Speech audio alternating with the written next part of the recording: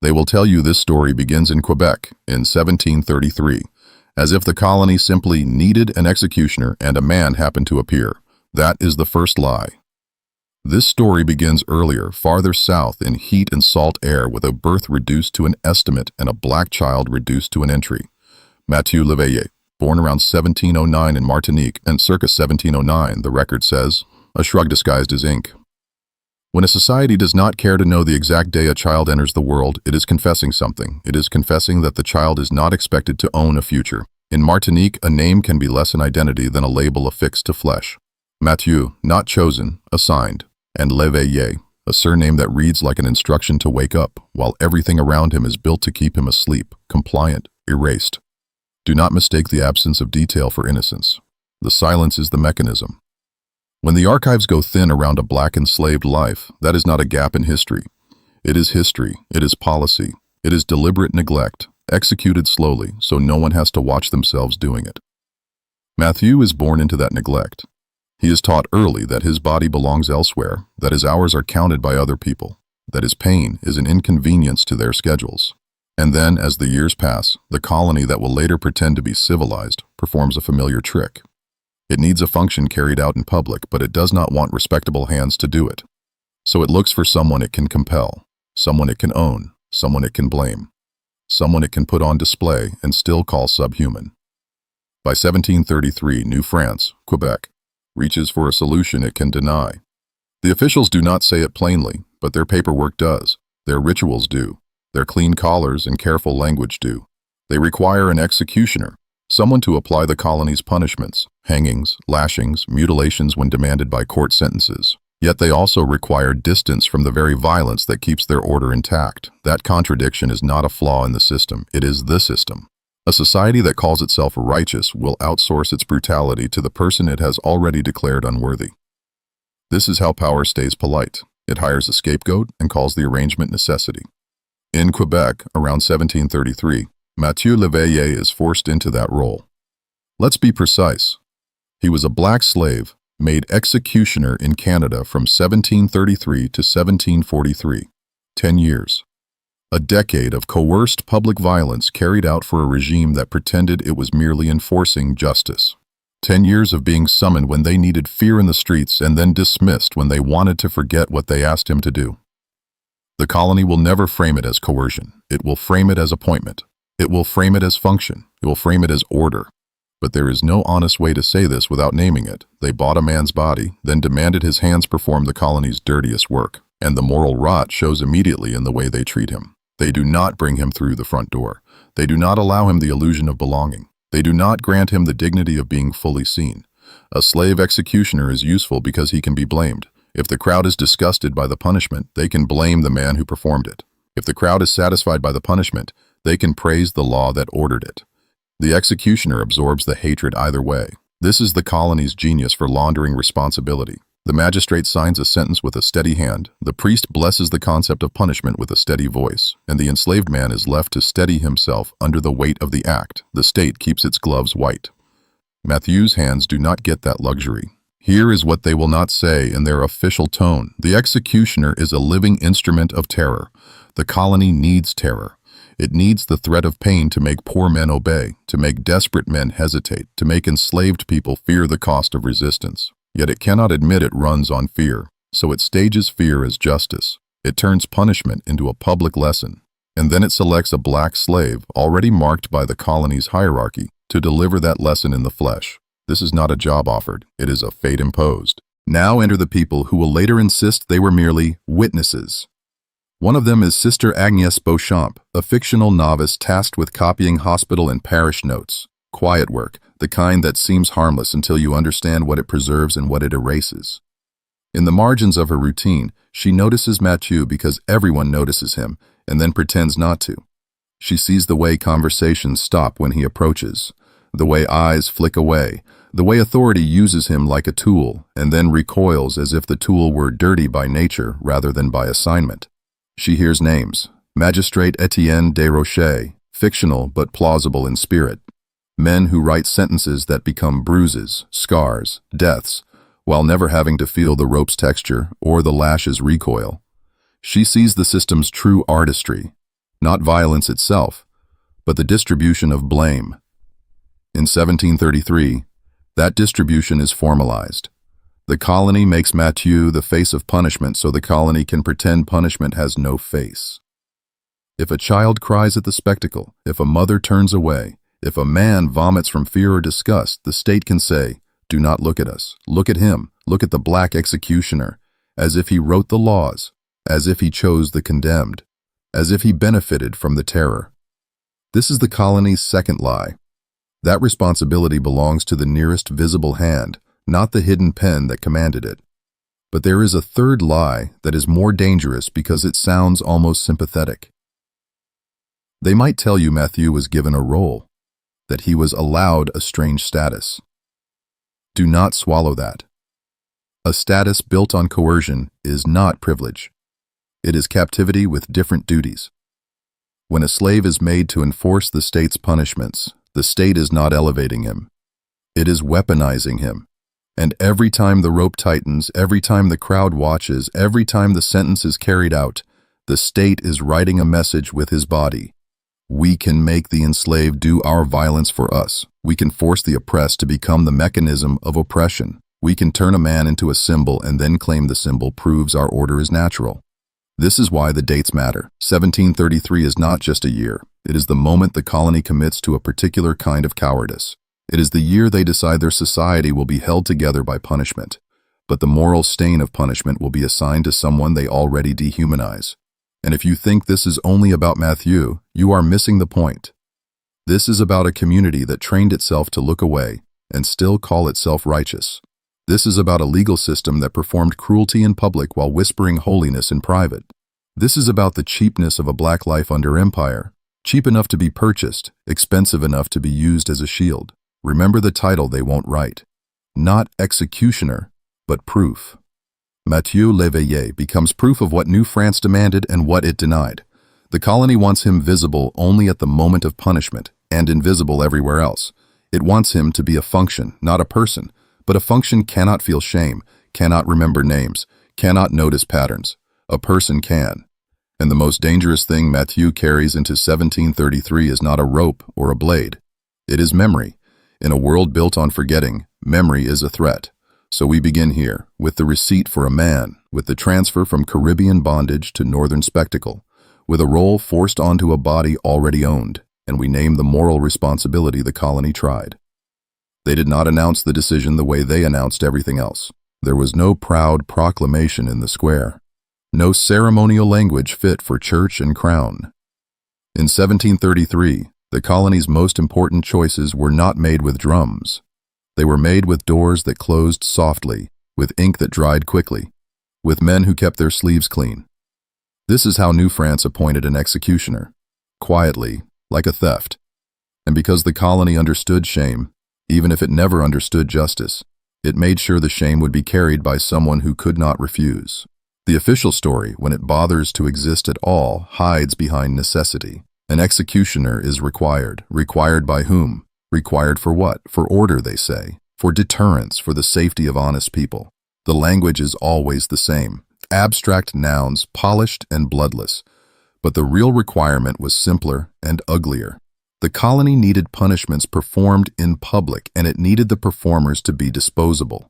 When a hanging disgusted a crowd, when a whipping made onlookers flinch, when a body was broken to teach obedience, the authorities wanted a single visible target to absorb the public's revulsion.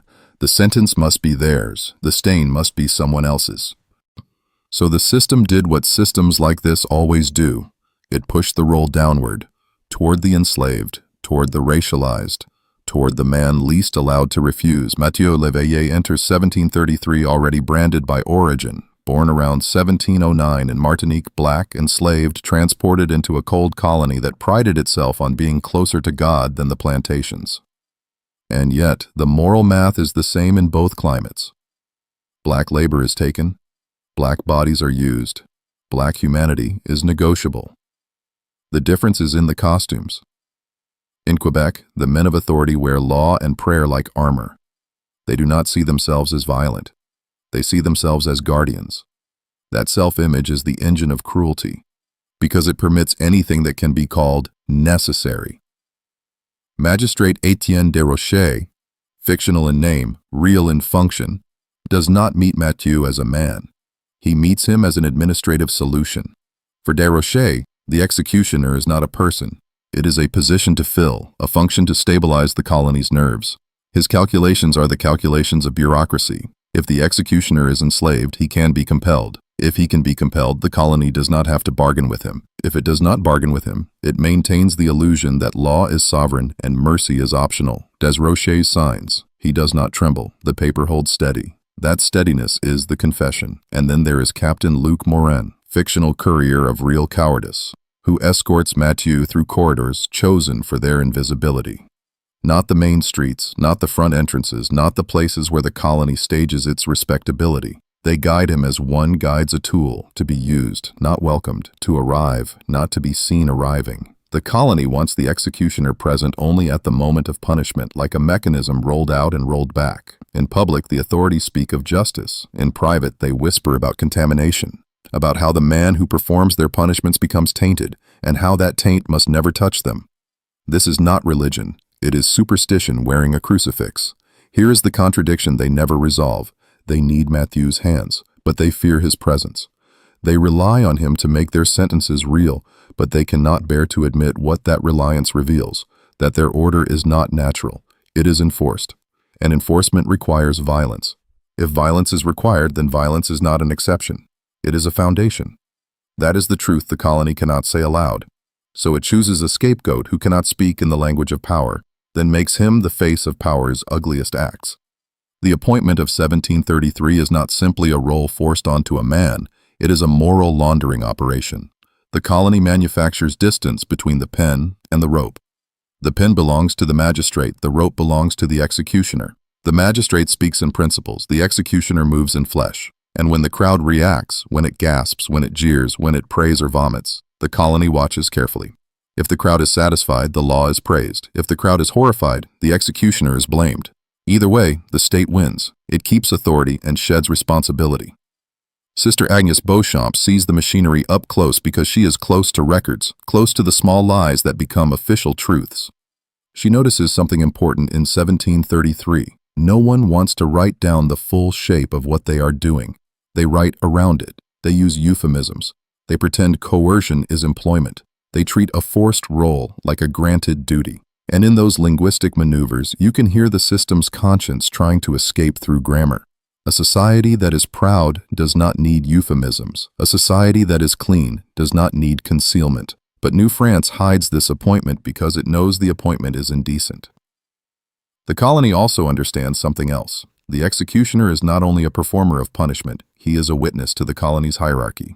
He will see who is punished and who is spared. He will learn whose sentences are harsh and whose are negotiated. He will watch the poor and powerless made examples of, while the connected find softer landings. That is why they keep Mathieu isolated, not just because they fear symbolic stain, but because they fear knowledge. They fear a man who has looked at too many faces, magistrates, priests, officers, merchants, and noticed how quickly morality bends when money or status enters the room. So in 1733, Mathieu's life is reorganized around secrecy and compulsion. He is summoned, ordered, escorted. He is not invited. He is not consulted. He is told what must be done, and the command is disguised as inevitability. The state speaks as if it has no choice. But the state always has choices, that is the point. It could reduce cruelty. It could change punishments. It could refuse spectacle. It could accept the moral cost of its own sentences. Instead, it chooses the cheapest arrangement. Force a slave to do it. Do not romanticize the status of the executioner. Some will whisper that Mathieu gained certain allowances, access, movement, perhaps privileges compared to other enslaved people. But that is the language of captors trying to make coercion look like opportunity. An allowance is not freedom. A leash that is longer is still a leash. And a role that requires violence does not elevate a man. It traps him inside the colony's worst needs. If he refuses, he is punished. If he complies, he is despised. This is not a position. It is a bind engineered to break a person from the inside out. And what of the condemned?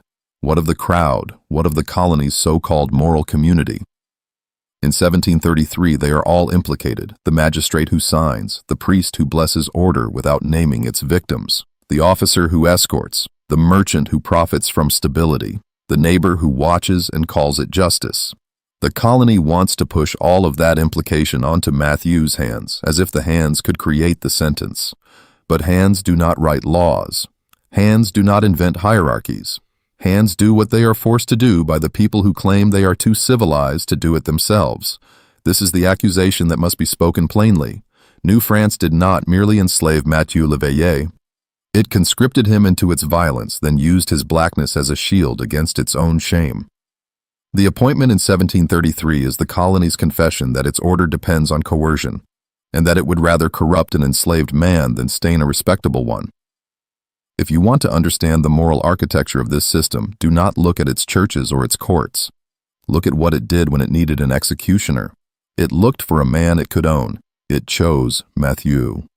Remember this chapter as a record of complicity, not just of one magistrate, one captain, one institution, but of a whole society that learned to separate justice from responsibility. That separation is where atrocities thrive. And if we refuse to name it now, we become the next generation of silence, polite, forgetful, and therefore useful to the same old lie.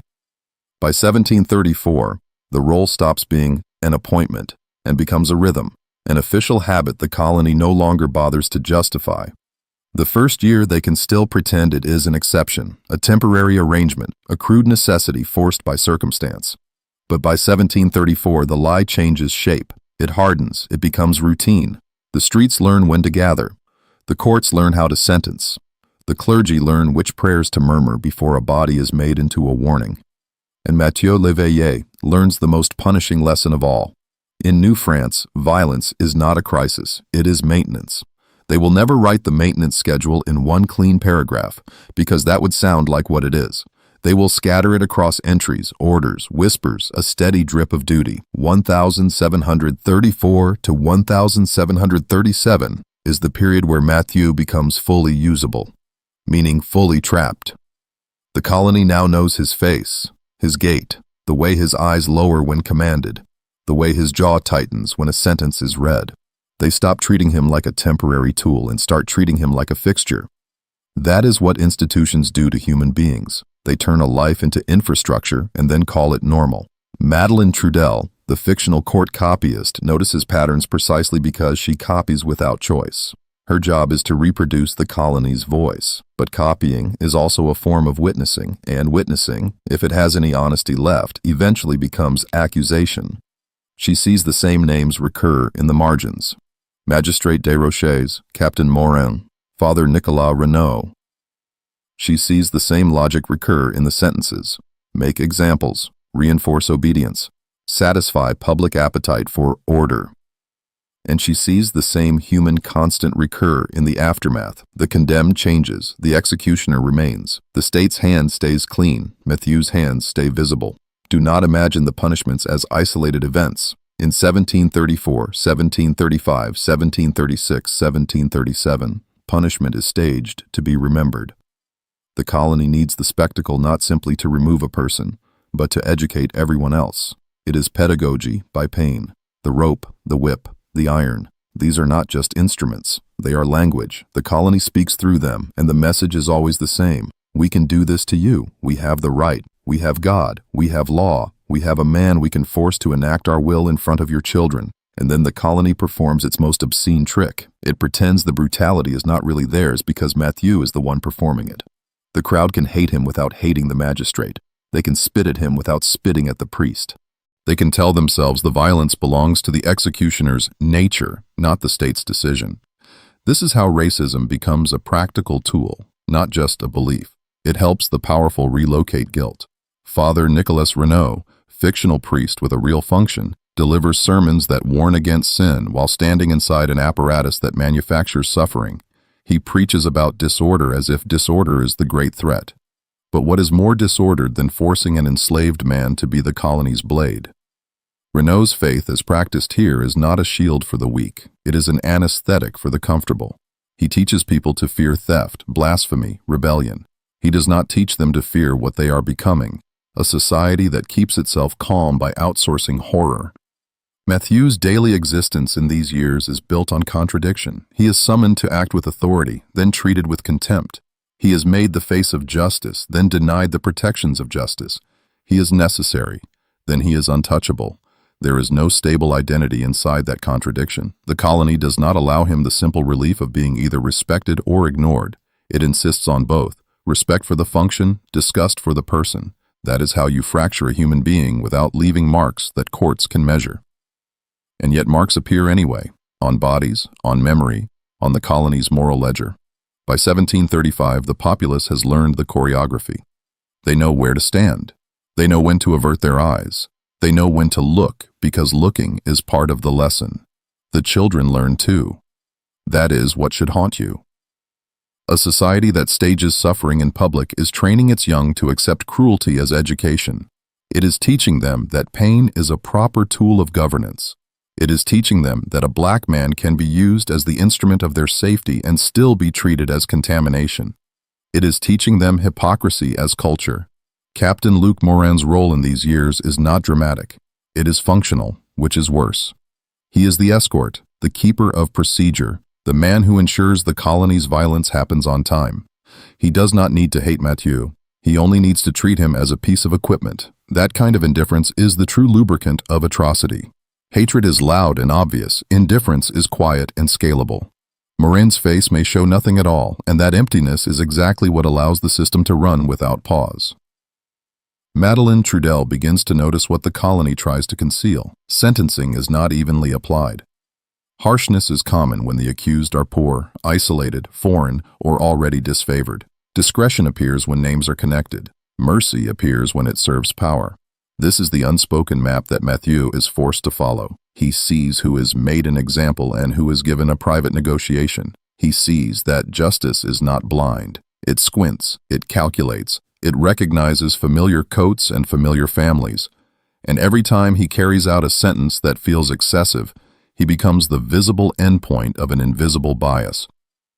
By 1736, rumors begin to circulate, not just about crimes and punishments, but about Mathieu himself. People whisper about him the way they whisper about storms, with fear mixed with fascination. They call him dangerous because they need someone to hold their fear. They call him monstrous because they need the violence to have a monster attached to it. But the monster, if you are honest, is the arrangement. The monster is the court that sentences and then refuses to touch its own sentence. The monster is the pious citizen who condemns sin while attending a spectacle of suffering as entertainment. The monster is the state that insists it is moral while forcing a slave to be its weapon. Mathieu learns how to survive in that rumor cloud, by becoming smaller than the function, by saying less than the crowd wants, by letting the colony project whatever story it needs onto him. But even silence has a cost. Silence becomes a cage. In 1734 to 1737, he is not allowed the relief of confession, because confession would make him human. He is not allowed the relief of anger, because anger would justify punishment. He is not allowed the relief of grief, because grief would embarrass the audience. The colony wants him to be a stable instrument, steady hands, blank face, controlled movement, so that the spectators can believe the violence is orderly rather than desperate. This is where the rope, the brand, and the silence become a triad. The rope represents state power made physical. The brand represents identity forced onto flesh.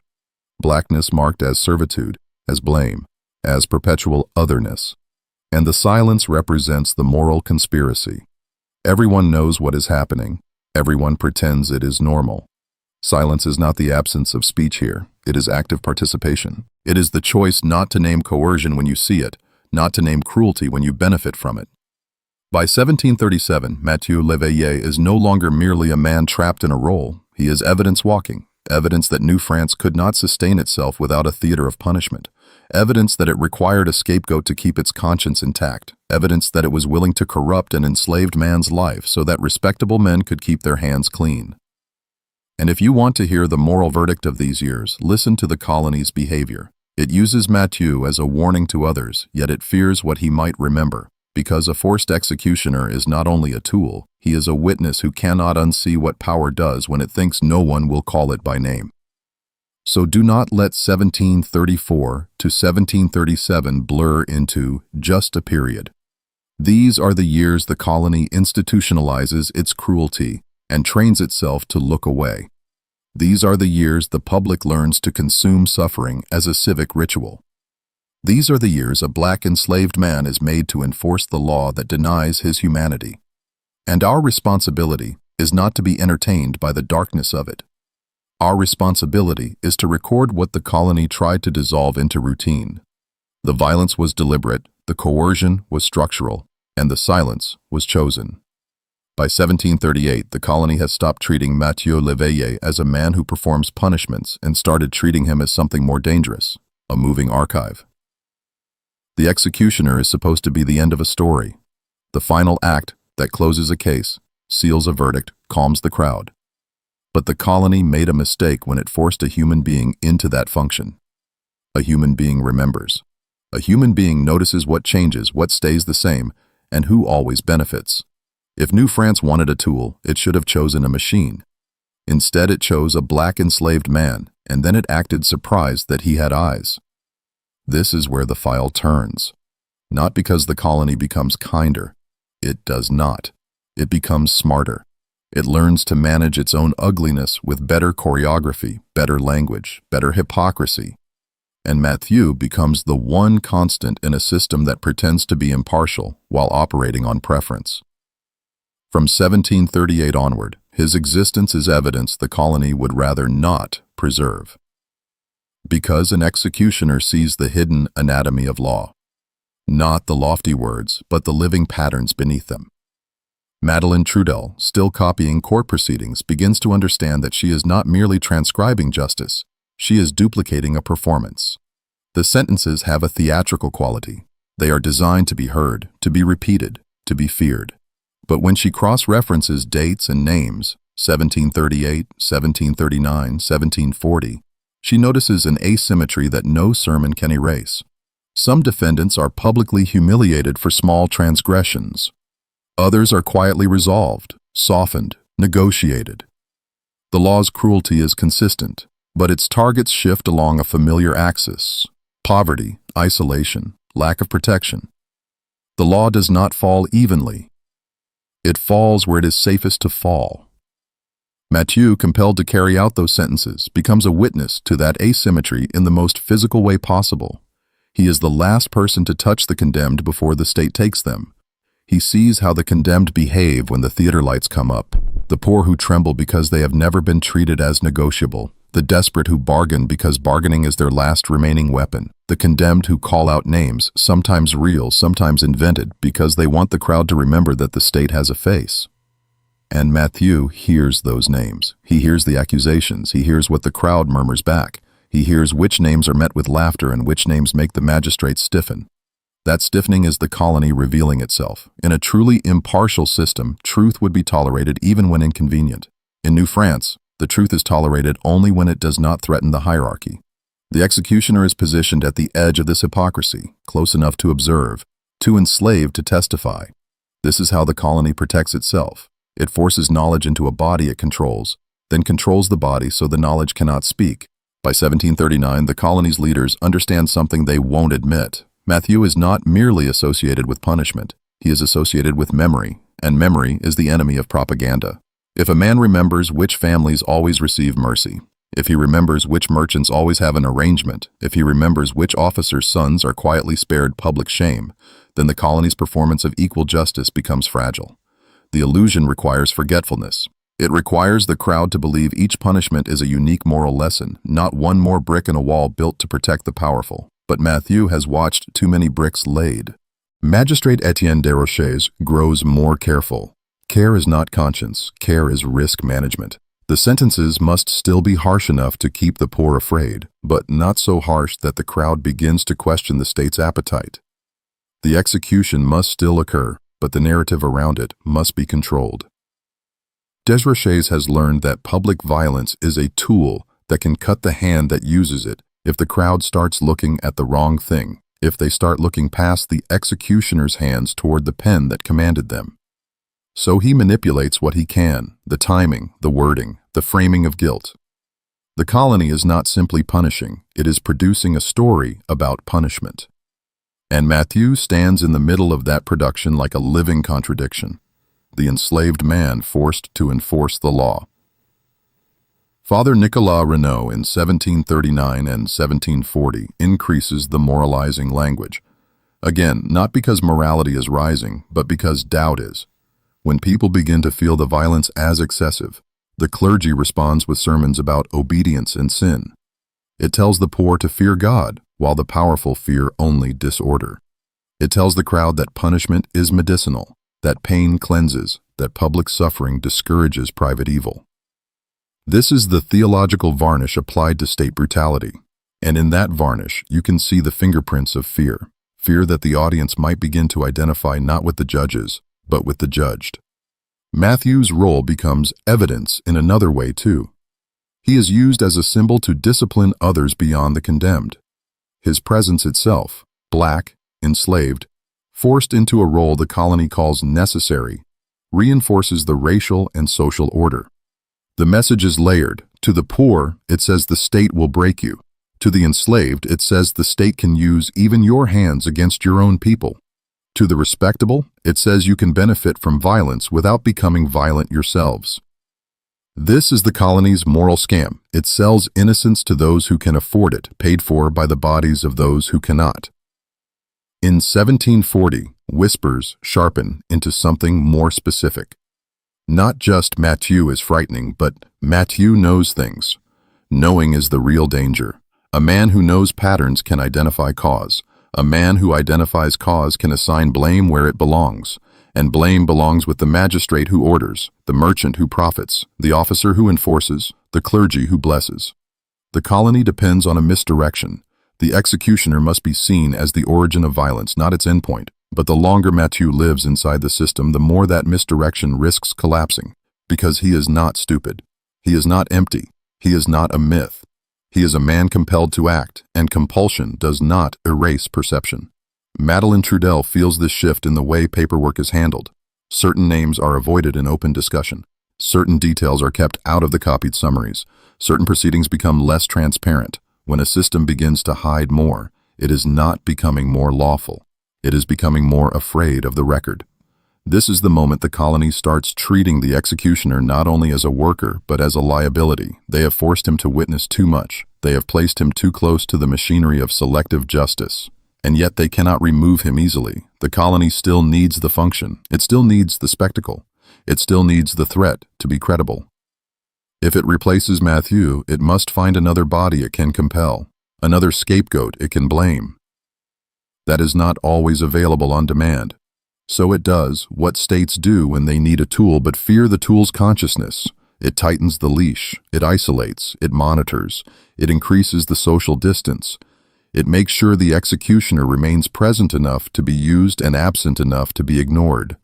It is a cruel kind of balance. Keep the hands available, keep the mouth shut. The moral accusation here is unavoidable. By turning Mathieu into an executioner, the colony did not just commit an act of coercion, it created a living contradiction that exposed its entire legal posture. If the law were truly righteous, it would not require an enslaved man to enact it.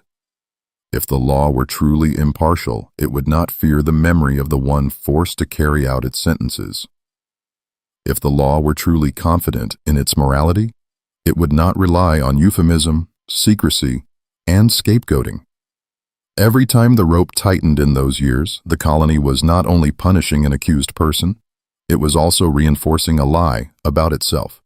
So when we say the executioner as evidence, we mean it literally. Mathieu is evidence that New France externalized guilt. He is evidence that public punishment was not merely corrective but theatrical. He is evidence that the colony's justice was selective, calibrated, and socially strategic. And he is evidence that the state feared a black enslaved man, not because he was violent by nature, but because he had been placed at the center of violence long enough to recognize its authors. Remember this: the colony wanted Mathieu to be the last page of every criminal story. Instead, he became the footnote that indicts the whole book. And a society that depends on forgetting will always try to erase the footnote first. By 1740, the colony's fear changes flavor. In the earlier years, the fear was outward: fear of disorder, fear of crime, fear of the poor refusing their place. Public punishment was supposed to be the cure. But now, in 1740, a new anxiety creeps into the corridors where sentences are drafted and absolutions are rationed. It is the fear of internal exposure. The fear that the colony's own weapon has eyes. The fear that the man forced to enact violence has learned the faces behind it. Mathieu Léveillé is still enslaved. That is the point. The colony tells itself a slave cannot threaten it, because a slave has no standing, no platform, no recognized voice. But power often forgets a basic truth. You do not need legal standing to remember. You do not need property to notice patterns. You do not need permission to understand who profits and who bleeds. In 1740, the colony realizes it has created a witness it cannot fully control, not because Mathieu has freedom, but because he has memory. And memory in a system built on selective forgetting is a form of resistance even when it remains unspoken. Seigneur Philippe de Vauban enters the file here as a fictional embodiment of real colonial reflex, the reflex to protect the respectable at all costs. Men like Vauban do not fear violence itself. They administer violence in their own way through rents, laws, patronage networks, quiet punishments delivered by dependents. What they fear is disruption. They fear scandal. They fear the moment a crowd stops staring at the executioner and starts staring at the authors. In 1740, Vauban's warning to Magistrate Étienne Desrochers is not a prophecy, it is a diagnosis. A man who remembers becomes dangerous. Not because he will swing a blade at you, but because he can collapse the story you tell yourselves about your own innocence. Desrochers, by 1740, has developed a bureaucrat's paranoia. He measures threat not by weapons, but by narratives. He understands the colony is held together by a shared fiction. That punishment is justice. That justice is moral. That morality is the colony's reason for existing. If that fiction cracks, the crowd's loyalty becomes unstable. So Desrochers becomes meticulous. Proceedings are tightened. Access is narrowed. Conversations that once happened casually now happen behind thicker doors. The colony does not become less violent. It becomes more careful about who sees the violence as policy rather than event.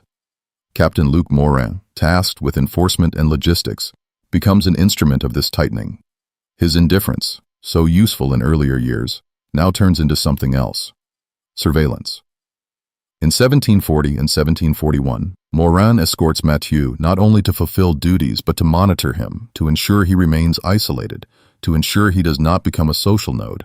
The colony's greatest fear is not that Mathieu will attack, but that he will connect. Connect stories, connect names, connect the pattern of leniency for some and cruelty for others. Connection is the beginning of truth. The colony cannot afford truth. And then there is Father Nicolas Renaud, whose sermons in 1740 to 1742 become sharper, heavier with admonition. The priest senses what the magistrate senses: doubt, not doubt in God, but doubt in the colony's moral posture. So Renaud preaches obedience with increased urgency. He warns against gossip, against false accusations, against disorderly tongues. He frames speech as sin when speech threatens the hierarchy. This is the Church's role in the colony's self-defense, to rebrand scrutiny as moral failure.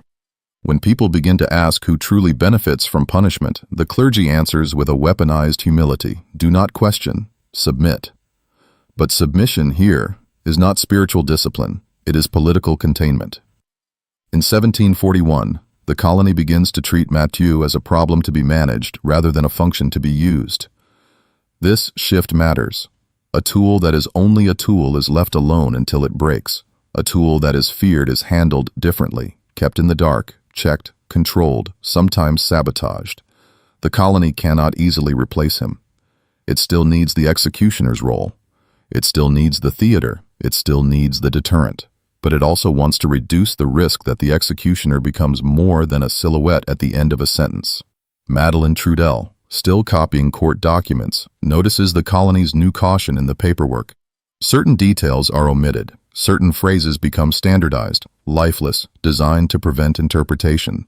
Where earlier entries might include colorful moral justifications, now the language grows colder, procedural, minimal, as if emotion itself is a liability. This is not a sign of professionalism, it is a sign of fear.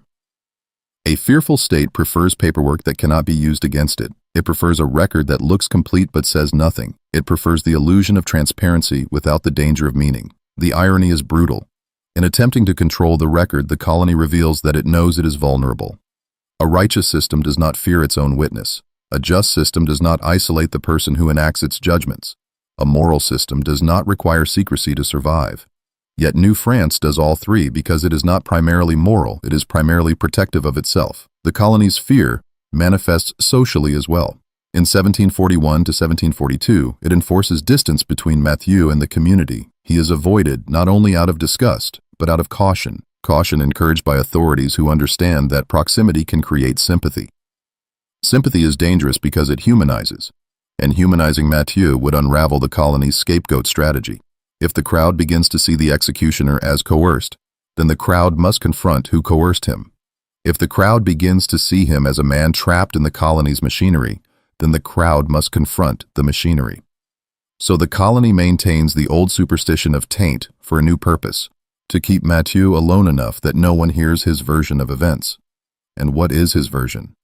The colony does not want it spoken, but it cannot prevent it from existing.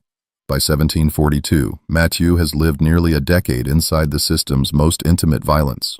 He has seen the condemned up close, seen the poor and powerless made into lessons. He has seen how quickly mercy appears when it benefits the respectable. He has heard last words that accuse, that plead, that reveal. He has watched crowds, watched magistrates, watched clergy, watched officers. He knows who comes to watch, and who refuses. He knows which faces remain calm. He knows which men avert their eyes while insisting on the sentence anyway. This knowledge is not theoretical. It is embodied. It is the accumulated weight of years where the state's decisions pass through his forced labor. The state begins to fear that knowledge, not because it believes Mathieu can publish it, but because it knows knowledge leaks. It leaks in whispers, in expressions, in the subtle change of posture when a name is spoken. It leaks in the way a man looks at authority when he has seen authority up close and found it petty. The colony's leaders are not naive. They know that a system survives not only by force, but by legitimacy, and legitimacy can be corroded by something as simple as the wrong story spreading through the wrong tavern, the wrong market, the wrong parish line. A slave's truth does not need a courtroom to be dangerous. It only needs an audience tired of being told that suffering is holy. Seigneur de Vaubert's instinct in 1742 is not to correct injustice. It is to reduce risk. That is what elite fear looks like, not remorse, but calculation. If Mathieu is becoming a liability, then Mathieu must be contained. If containment is not enough, then the colony must be prepared for a quieter solution, one that does not look like punishment, one that looks like misfortune, illness, inevitability. A man who can be forced into service can also be allowed to fade when he becomes inconvenient. The colony has always understood that erasure does not require a spectacle. Sometimes it requires only neglect and time. This chapter is where the moral indictment deepens.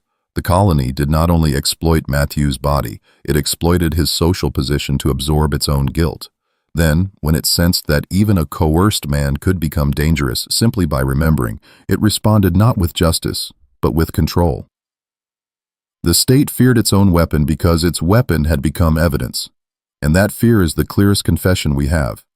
They knew what they were doing. They knew the arrangement was shameful. They knew the violence was not neutral. They knew the scapegoat could someday point back toward the authors. So as 1742 closes, the colony tightens its grip and lowers its voice. The theater continues, but the backstage becomes more guarded. The moral language becomes louder, but the honesty becomes thinner. Mathieu Léveillé remains in place, still forced, still visible, still blamed. Yet now he is watched as if he were the criminal. This is how power protects itself. It criminalizes the witness, isolates the evidence, and calls the tightening of control order. Our duty is not to admire the colony's efficiency. Our duty is to name it for what it was. Fear-driven self-preservation at the expense of an enslaved man's life and dignity. By 1743, the colony's weapon begins to fail, not from moral awakening in Quebec, not from mercy in the courts, but from the simplest, most indicting truth of all. A human body cannot be used like this forever without breaking. 10 years is a long time to be forced into proximity with sanctioned cruelty. 10 years is a long time to carry a state's violence in your hands and then carry the public's hatred in your skin. The colony will never label that as damage. It will call it fate, illness, weakness. But the timeline is its own accusation. Mathieu Léveillé served as New France's black enslaved executioner from 1733 to 1743.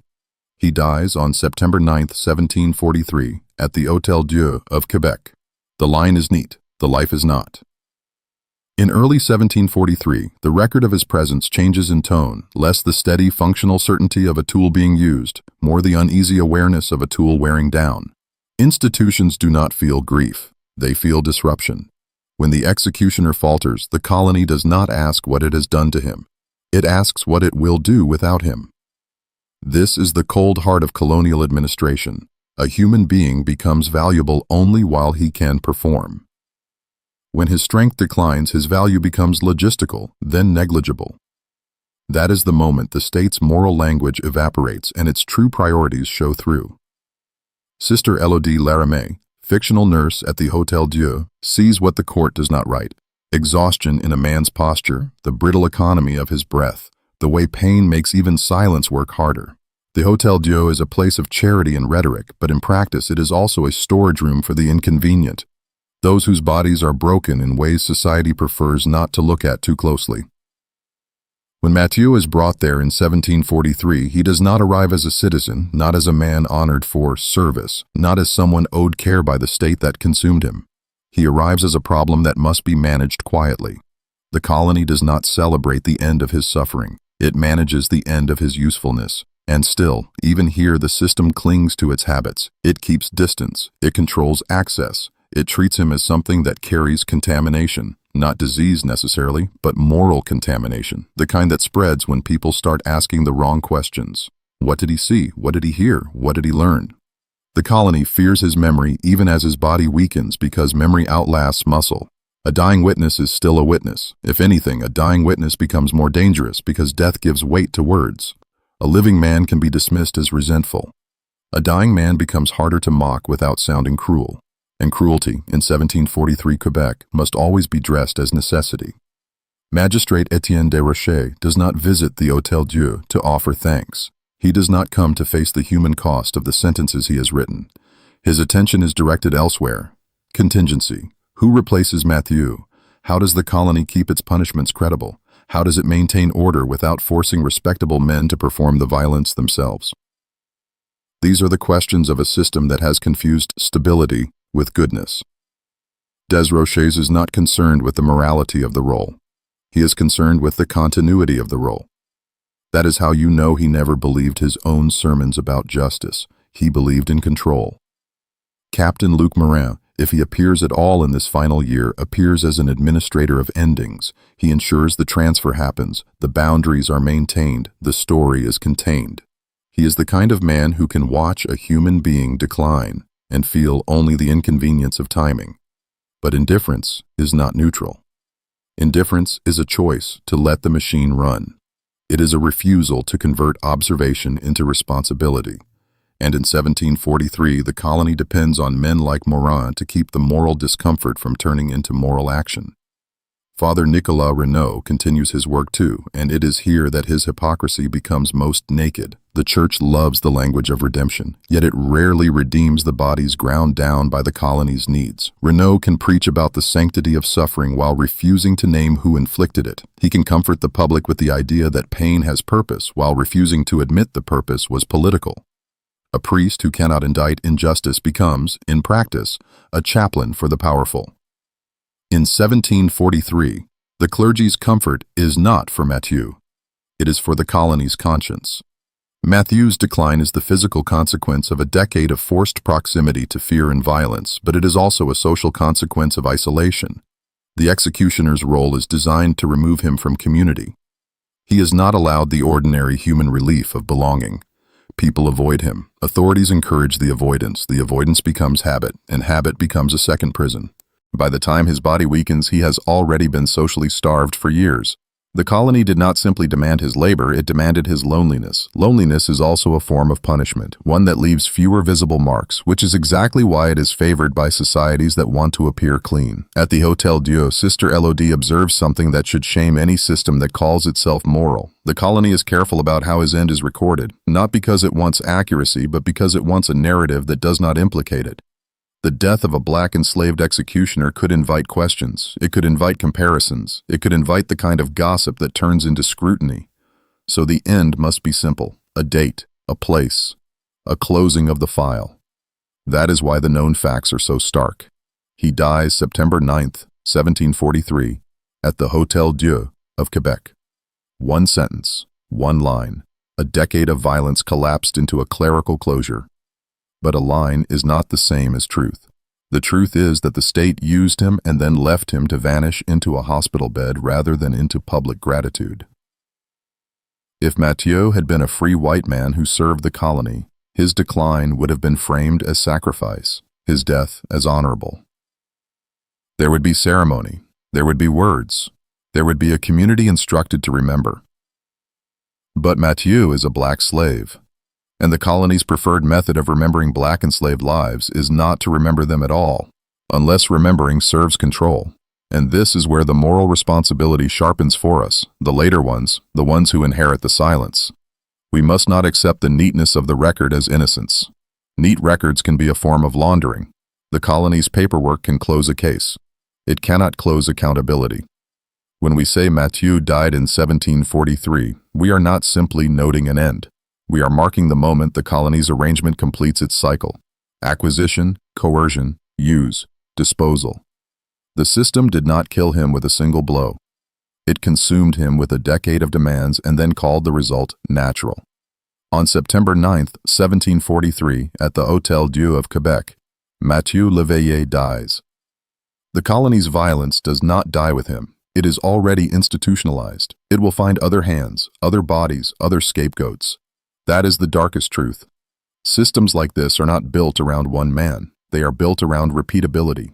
Mathieu's death is not the end of the machine. It is the moment the machine proves it can grind a person down and still keep running. If you feel the temptation to look away here, understand what that temptation means. It means the colony's strategy still works across centuries. Reduce a life to a function, reduce a function to a line, reduce a line to forgettable ink. The Hôtel-Dieu becomes, in this final year, the colony's preferred kind of ending: quiet, untheatrical, managed. Not because quiet is humane, but because quiet is controllable.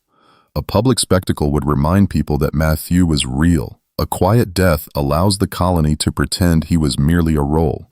But he was not merely a role. He was a human being made to enact a state's violence while being denied the state's protection. He was forced into a position designed to absorb blame. Then he was isolated, so he could not redirect that blame where it belonged. And when his body gave out in 1743, the colony did what it always does with exploited bodies. It filed them away, closed the folder, and moved on. Do not move on, not yet. The duty is to hold the date in your mind, September 9th, 1743, and refuse the comfort of a simple ending. The ending is only simple for the people who benefited. For everyone else, the ending is evidence. Evidence of what New France required to keep itself feeling righteous, and evidence of what it was willing to destroy to maintain that feeling. After September 9th, 1743, the colony's final trick begins. Not the rope, not the lash, not the courtroom theater. Something quieter and often more successful: deletion. A man dies at the Hôtel-Dieu of Quebec, and the system exhales with relief because the witness is gone. Mathieu Léveillé's body stops breathing, and New France behaves as if the story can stop with it. That is the logic of power. If the person who carried the evidence disappears, then the evidence becomes history, meaning harmless. They want the end to feel natural. They want the end to feel like a simple closing of a file. They want the violence to evaporate into time. But forgetting is not neutral. Forgetting is participation. It is the last service demanded of the public. Do not keep looking. Do not keep asking. Let the ink dry. Let the paper yellow. Let the name fade until it becomes a footnote no one reads. In a colony built on coerced labor and staged punishment, forgetting is not an accident. It is policy in its softest form.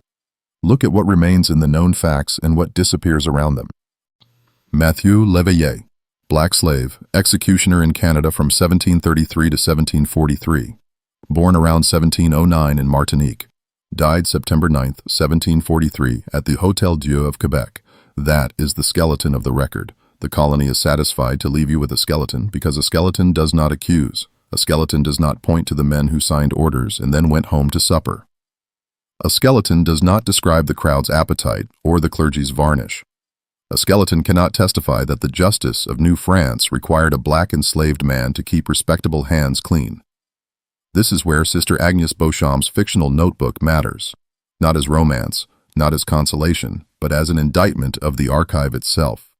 She is the kind of person history is built on, a copyist, a quiet worker, someone close enough to documents to see how truth is shaped. In 1743, after Mathieu's death, she notices how quickly institutions turn away. The courts keep operating. The sermons continue. The same names appear in the margins. Desroches remains steady. Morin remains efficient. Renaud remains pious. And the man who carried their violence becomes a line with no aftermath. That is not because there was no aftermath. It is because the aftermath is inconvenient. The colony does not hold a public reckoning. It does not ask what it means that a black slave was forced into the role of executioner for a decade. It does not ask what kind of society demands that arrangement. It does not ask what kind of justice requires scapegoats. Instead, it performs its most cowardly ritual, normalization. The colony behaves as if this was always the way things were. It treats the decade 1733 to 1743 as a solved problem. It treats Mathieu as a function that ended, not a human life that was consumed. And this is the twist that should not be missed. The executioner, who was meant to erase criminals from the colony's conscience, becomes the clearest proof of the colony's own criminality. The state used Mathieu as a moral sponge. It forced him to absorb the ugliness of public punishment so the magistrates could keep their hands clean and the clergy could keep its language holy. But in doing so, the state left a trace. The trace is not only in the dates, it is in the structure of the arrangement. A society does not force a slave to be executioner unless it knows the work is degrading and wants the degradation assigned to someone it already degrades. That is not justice. That is moral outsourcing. So what exactly did they want forgotten after 1743? They wanted forgotten that the position was filled through coercion. They wanted forgotten that the executioner's authority was a costume placed on an enslaved body. They wanted forgotten that the public spectacle of punishment was as much entertainment and intimidation as it was law. They wanted forgotten that the courts were selective, harsh for the poor, careful for the connected. They wanted forgotten that fear was not an unfortunate side effect of the system. Fear was the system's fuel. And above all, they wanted forgotten that Mathieu Léveillé was not merely a hand holding a rope. He was a pair of eyes watching a colony lie to itself. Because if you remember him as a person, the colony's story collapses. If you remember, he was born around 1709 in Martinique and ended in a hospital in Quebec on the 9th of September 1743, you are forced to admit the empire moved black bodies like inventory across oceans, then repurposed them for whatever task preserved the hierarchy. If you remember, he served from 1733 to 1743 as executioner. You are forced to admit the colony needed violence not only to punish but to govern. If you remember he was enslaved, you are forced to admit New France was not simply a religious outpost or a civilizing project. It was also a structure that turned human beings into instruments and called the arrangement order. This is why forgetting is the final victory for the state. A state can survive its own cruelty if no one keeps the record in a way that makes the cruelty legible. The state's greatest ally is time, because time dulls outrage and turns crimes into custom. But time can be resisted. That resistance is what remembrance is. Remembrance is not a soft act here. It is an accusation carried forward. Magistrate Desroches never stands trial for what he authorized, because systems do not prosecute themselves. Captain Morin is never convicted for logistics of cruelty, because logistics is always disguised as neutrality. Father Renaud is never forced to confess complicity, because sermons are treated as virtue regardless of what they protect. And that is the moral lesson that should make your stomach turn. The people most responsible rarely look guilty because responsibility is distributed into paper and procedure until no one feels it personally. Mathieu, however, was forced to feel it personally. He was made to embody the state's violence so that the authors could remain abstract. So when we reach the end, the question is not whether Mathieu was good or evil. That is the colony's trap, reducing a coerced man to a moral caricature so the system that coerced him can escape scrutiny. The real question is, what does it mean that the colony required him? What does it say about New France that it needed a black slave to perform justice publicly while being denied justice privately? What does it say about the public that it watched and accepted the arrangement? What does it say about religion when it blesses order but refuses to indict coercion? If you want a darker twist, here it is. The colony likely feared Mathieu not because he was violent, but because he was evidence. An executioner sees the backstage. He hears last words, sees who begs, sees who is spared, sees which punishments are performative and which are vengeful. He learns that justice is not blind, it is managed. The colony tried to keep him isolated because isolation prevents testimony. But isolation cannot erase what was seen. And even if Mathieu never spoke publicly, the fear that he could have spoken is itself a confession from the state. They knew the arrangement was indefensible. They knew the witness mattered. And when he died in 1743, they took the opportunity to bury not only the man, but the implications. We do not accept that burial. Not if we are serious about moral responsibility. Remembering is not nostalgia, it is accountability. Naming is not obsession, it is refusal. The colony's last violence is the neatness of its record, the way it compresses a life into a line so you do not feel the decade. But you should feel it. You should feel the years, 1733, when the appointment was made in shame, 1734 to 1737, when the role became routine, 1740 to 1742, when the state began to fear its own witness, 1743, when the body broke and the system tried to pretend the breaking was natural. And you should hold the death date like a nail that pins the lie to the wall. September 9th, 1743. Now the final responsibility shifts to you, the listener. Because the story ends the way power prefers, only if you let it end that way. If you let the name fade, the system wins twice. Once, when it coerced the man, and again, when it erased him. So do the opposite. Mark the name, speak the date, refuse the comfort of forgetting. If you're listening from anywhere in the world, comment your country or city. Subscribe if you want more cases opened like this. Cases where the archive tries to whisper and we force it to speak. And leave your theory in the comments, not as entertainment, but as a form of witness.